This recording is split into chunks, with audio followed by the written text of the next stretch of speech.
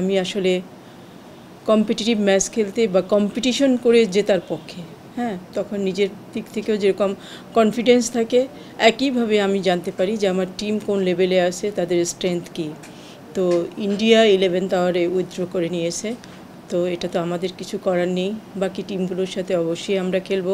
আমরা অ্যাকচুয়ালি ইন্ডিয়াকে মাঠে রেখেই জিততে চেয়েছিলাম, ঠিক আছে। আমরা চাই না যে আমাদের দুর্বল প্রতিপক্ষ থাকুক আর আমরা জিতে একটা ট্রফি নিয়ে আসি, এটা অন্তত আমি ব্যক্তিগতভাবে চাই না, কারণ ওরকম ট্রফি আমার দরকার নেই।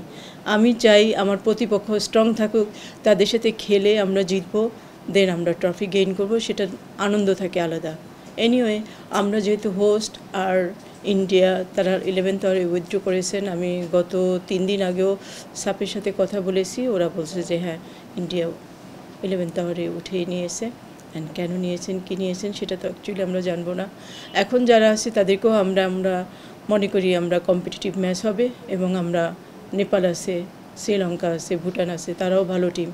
তো কম্পিটিটিভ ম্যাচ খেলবো এবং ইনশাল্লাহ আমরা জয়ের জন্যই মাঠে নামবো, সেটা নেওয়ার জন্যই আমরা মাঠে আমাদের মেয়েরা সেভাবেই খেলবে। অ্যাকচুয়ালি আমরা এইটা হোস্ট করতে চেয়েছিলাম চিটাগাংয়ে, এমএ আজিজ স্টেডিয়ামে, কিন্তু যে কারণেই হোক সেটা হচ্ছে না।